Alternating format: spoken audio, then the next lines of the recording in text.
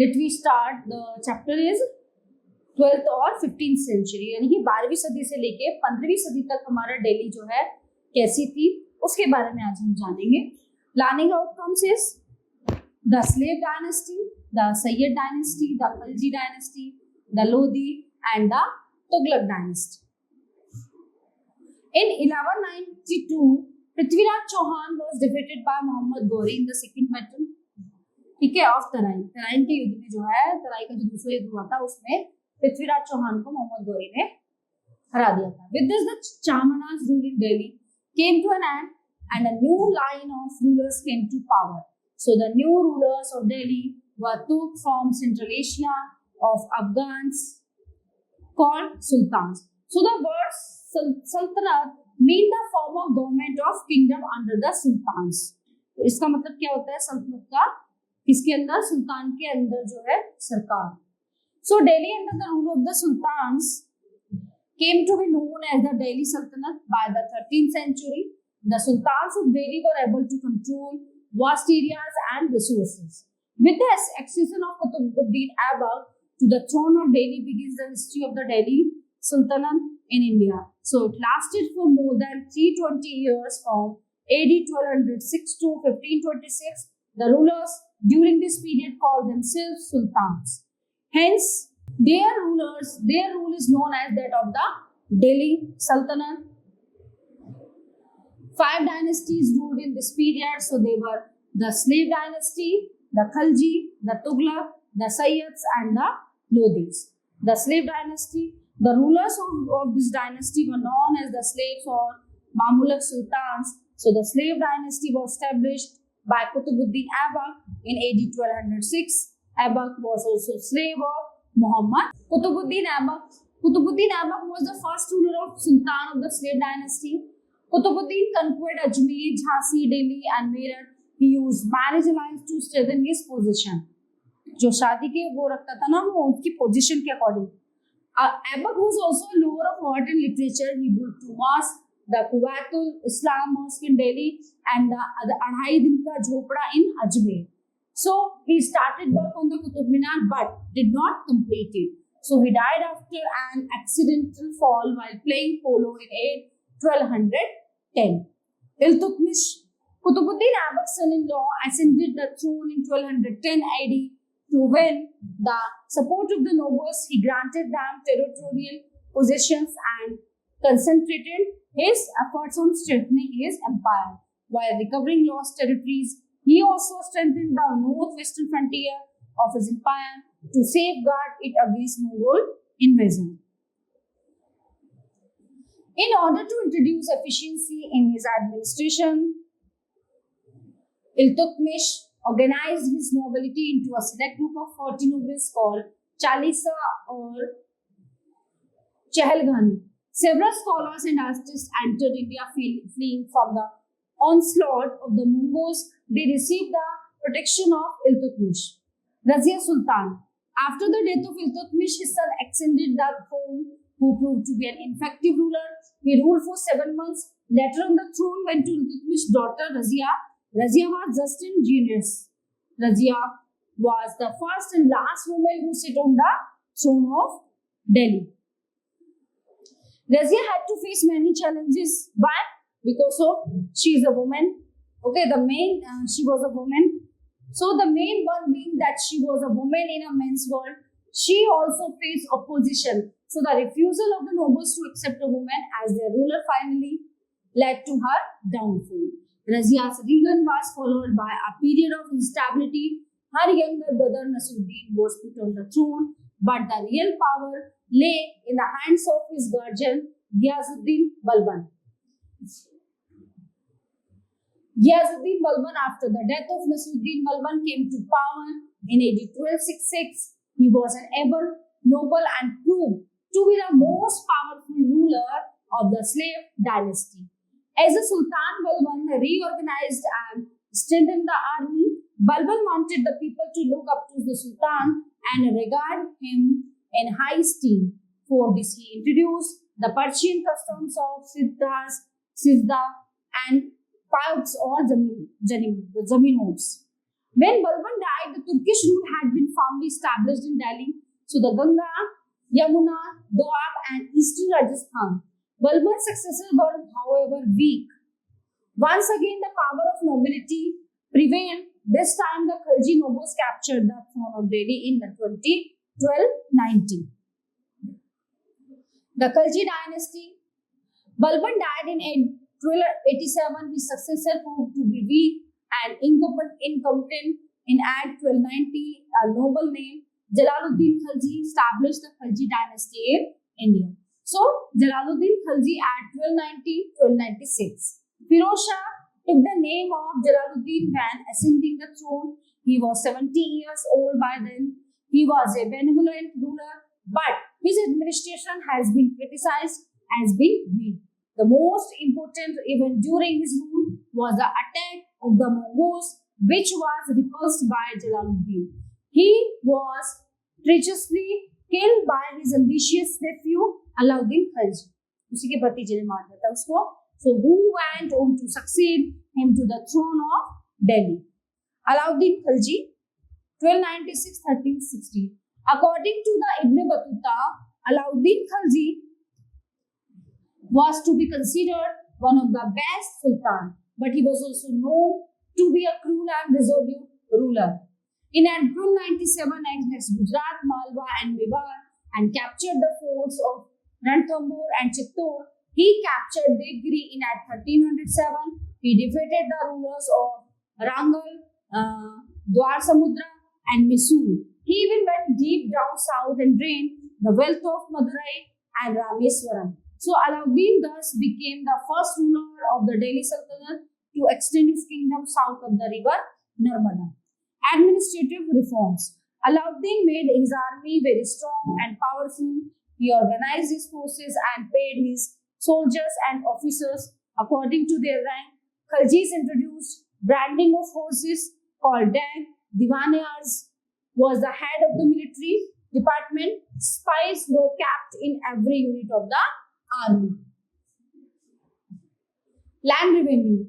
Land revenue मतलब जो जमीन से टैक्स दिया जाता था. Khalji made reforms in the land revenue system also. All land was measured and the share of the government was fixed.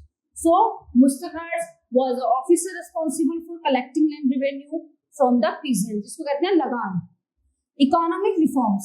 A large number of economic reforms were carried out, but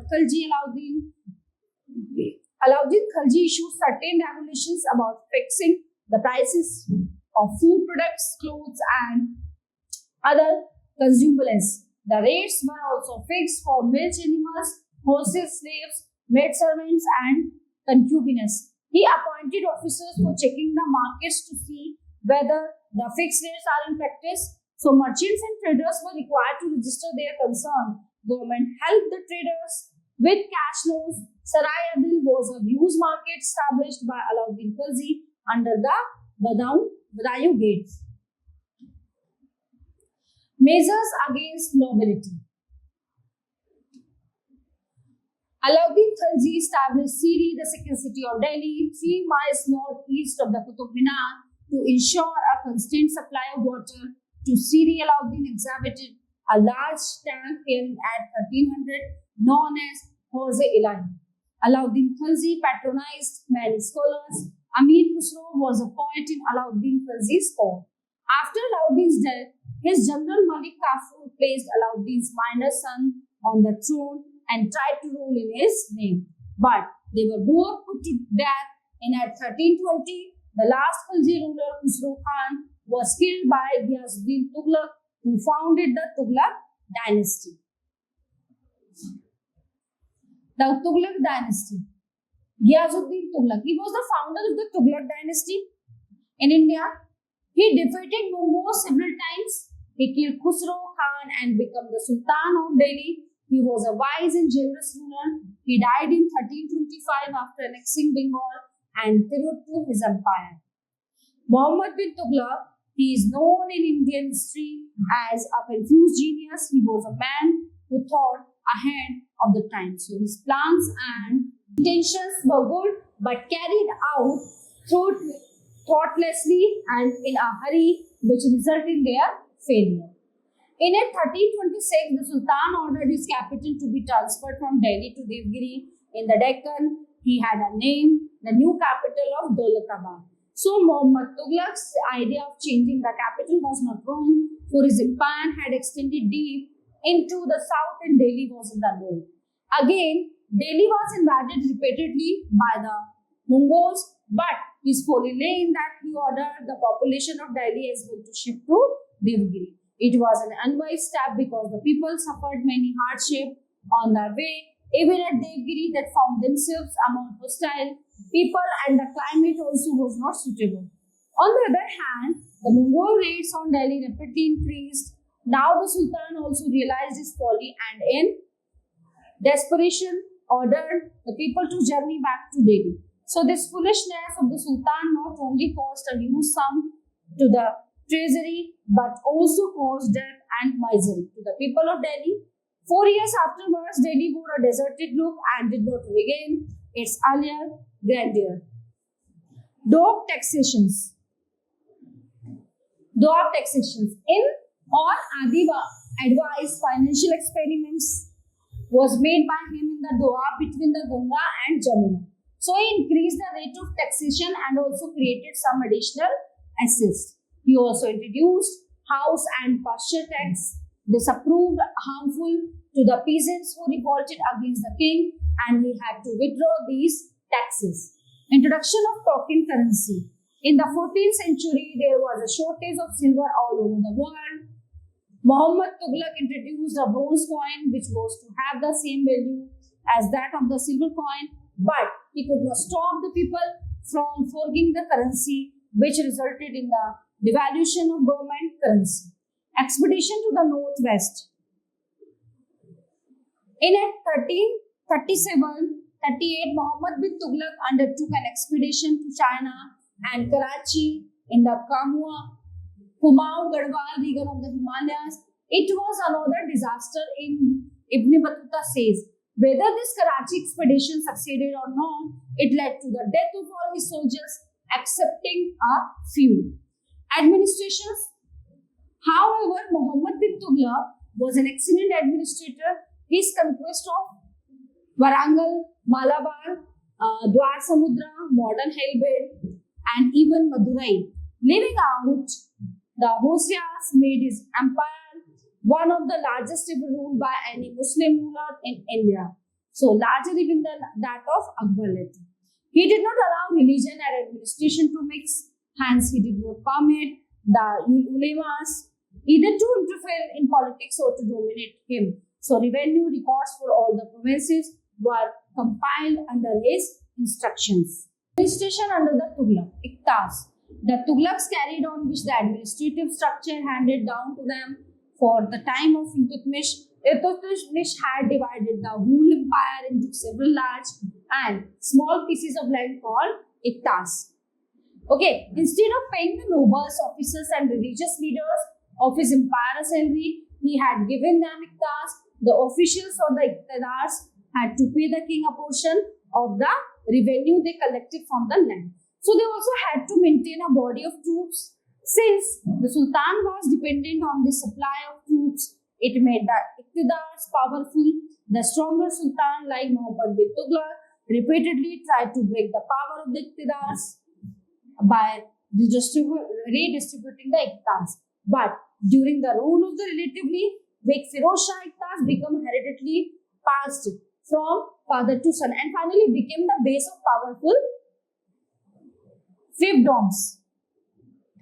Land tax, यानी कि जमीन भूमि का tax.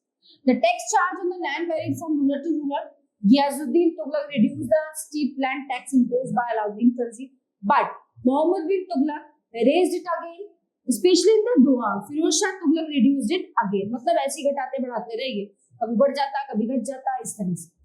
Timur's invasion. Timur was a Mongol, the ruler of Samarkand in Central Asia. Timur was on the lookout to attack Delhi in 1398. When he came to know of the chaos due to rebellions and weakening power of the central authority, Timur got an opportunity to fulfill his desire. Like a hurricane, stormed and destroyed everything that came his way. He ruthlessly massacred people. After the devastation, Timur soon left Delhi. It is sad that he almost left it depopulated with the loot he collected. He beautified his capital. Samarkand, with beautiful buildings, palaces, and mosques. Sayyid dynasty. Khizr Khan. Khizr Khan was the founder of Sayyid dynasty. He ruled over Delhi for about 80 years, but his rule reign was marked by chaos and disorder. In fact, he was appointed by Amir Timur as a government of Multan, Lahore, and Dipalpur. He died in 1421. Mubak Shah. He was the son of Khizr Khan. The whole of his reign of 13 years was spent in trying to suppress the revolts of the Subedar of Punjab, Bhatinda, and Doab. He was succeeded by Bahlol Lodi. He defeated Muhammad Shah. He too, and to fight his rebels all the time. So he died in 1445 and was succeeded by his son Alauddin Alam Shah. Alauddin Alam Shah, he was the most incompetent Sayyid Sultan of Delhi. He himself handed over the throne of Delhi to the Subedar of Lahore, Bahlol Lodi, and tried to Badaun. Lodi dynasty. Bahlol Lodi founded the Lodi dynasty. He conquered the territories around Delhi. After continuous wars for 26 years, he succeeded in extending his authority over Jaunpur, Rewari, Etawah, Mewar, Sambhal, and Gwalior. So he died in 1488. Sikandar Lodi. Bahlol Lodi's son Nizam Khan ascended the throne of Delhi in 1488 and assumed the name Sikandar Lodi. He added Dholpur, Chanderi, and Jaunpur to his empire. He introduced several reforms and provided an efficient administration. He was a great lover of art and culture. He transferred his capital from Delhi to Agra. Agra was founded by him. So, Ghazi Sikandari was introduced by him to measure cultivated lands. He died in 1570. Ibrahim Lodi. So, Ibrahim Lodi ascended the throne in 1517 when Sikandar Lodi died. His treatment turned the loyal Afghan nobles against him, and they hatched a conspiracy to declare his uncle Jalal Khan as the Lodi invited the Mughal king Babur to invade India. So in the Battle of Panipat in 1526, Ibrahim Lodi was killed and thus ended the Delhi Sultanate and Lodi dynasty. Sultan were pleasure-loving and weak ruler. The nobles were opportunities and revolted whenever they found the occasions for that. So they lacked loyalty to the Sultan. The army was ill-organized and ill-disciplined. Most of the Sultan depended on the army of their loyal nobles. The vast empire was again in chaos. So there were no good communication or transport system. The Jagirdari system was erroneous. It weakened the central government. The invasions of the Mongols also weakened the empire. Timur struck a fatal blow to the Tughlaqs while Babur ended the Sultanate in Delhi. Causes of downfall to the Delhi Sultanate. Some of the causes of downfall of the Delhi Sultanate are as follows, which the Delhi Sultan conquered Delhi by their armies but failed to win the confidence and love the natives. Imposition of jizya tax on Hindus increased. The hatred and Hindus became their enemies. Powerful amirs and nobles were cause of downfalls. The revival of Jagirdari system by Firoz Tughlaq was an important factor. The vast and enlarged empire could not be controlled due to lack of means of communication. Babur's invasion on this disintegrated Sultanate was the final blow for its downfall. Okay, so the all topics covered in this chapter. I hope you all are very well understand it. We will meet you the next class. Thank you.